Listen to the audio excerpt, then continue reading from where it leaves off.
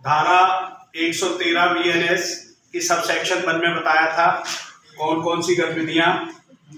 आतंकवादी गतिविधियां कही जाएंगी, किन साधनों द्वारा किया जाएगा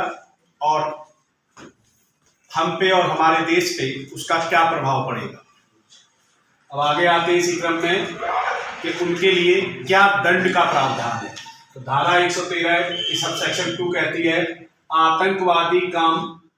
करने के लिए दंड, जो कोई दहशतगर्दी फैलाएगा उसके लिए दंड का प्रावधान है। अगर अपराध के परिणाम स्वरूप ऐसा आतंकवाद काम करके किसी की मौत हो गई हो, किसी को मृत्यु पहुंचा दी गई हो, मार दिया गया हो, या तो उसे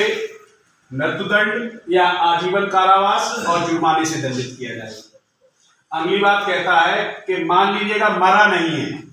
लेकिन और नुकसान हो गया है, दहशत फैली है कि लोगों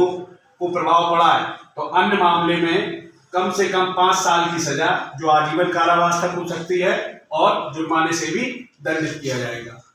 अगला आता है धारा 113 का सबसेक्शन 3 कि आतंकवादी काम करने का षड्यंत्र करना, प्रयास करना या उसका दुष्प्रेरण करना या किसी भी तरह मदद देना,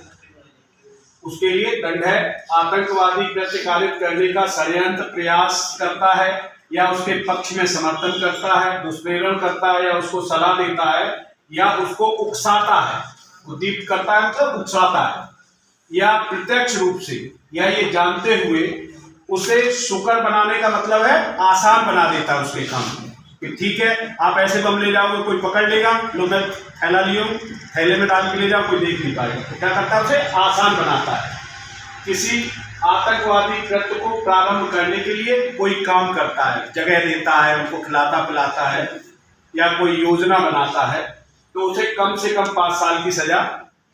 जो आजीवन कारावास तक हो सकेगी और जुर्माने से भी दंडित किया जाएगा। अगली आती है धारा 113 की सबसेक्शन 4 आतंकवादी कृत्य का प्रशिक्षण देने के लिए किसी कैंप आदि का दंड। जो लोग ऐसा कैंप चलाते हैं जहां आतंकवादियों को ट्रेंड किया जाता है, उन्हें बंदूक चलाना सिखाया जाता है, दहशत फैलाना सिखाया जाता है, ऐसे कैंप जो चलाते हैं उनके लिए दंड का प्रावधान है। आतंकवादी कृत्य का प्रशिक्षण देने के लिए किसी कैंप या कैंपों का आयोजन करता है,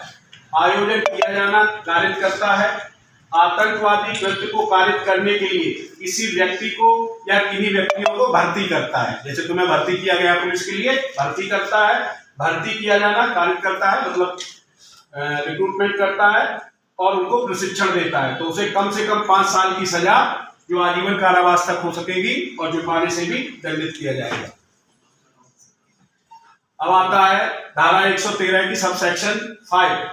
जो कहती है आतंकवादी संगठन के सदस्य जो आतंकवादी गतिविधियों में लिप्त हो, शामिल हो, अंतर्वलित का मतलब है या लिप्त हो या शामिल हो, उसके लिए दंड, तो उसके लिए आजीवन कारावास का उन्हें दंड दिया जाएगा ऐसे आतंकवादियों को और जुर्माने से भी दंडित किया जाएगा। अब आती है 113 का सबसेक्शन 6 आतंकवादी कृत्य करने वाले को साशय इंटेंशनली संश्रय देना, पनाह देना या उनको छिपाना, गिरफ्तारी से बचाना। तो जो कोई ऐसे किसी व्यक्ति को जानते हुए कि ऐसे व्यक्ति ने किसी आतंकवादी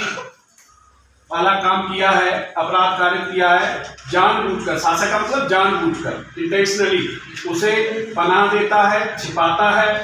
संश्रय देने या छिपाने का प्रयास करता है,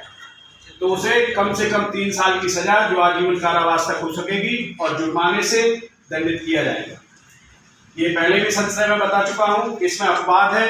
पति या पत्नी द्वारा संश्रय देने या छिपाने पर यह लागू नहीं होगा। लास्ट है इसका 113 का सबसेक्शन 7 आतंकवादी कृत्य को कारित करके, मतलब ऐसा आतंकवाद फैलाएगा जिसको उससे लाभ होगा तो वो क्या देंगे, उसको पैसा देंगे, तो उससे जो व्युत्पन्न है, उससे जो प्राप्त उसे संपत्ति है, उसको व्युत्पन्न क्या कर लिया, उसने कई गाड़ियां खरीद ली या कोई अपनी फैक्ट्री खोल ली। व्युत्पन्न या अभिप्राप्त आतंकवादी कृत्य से अर्जित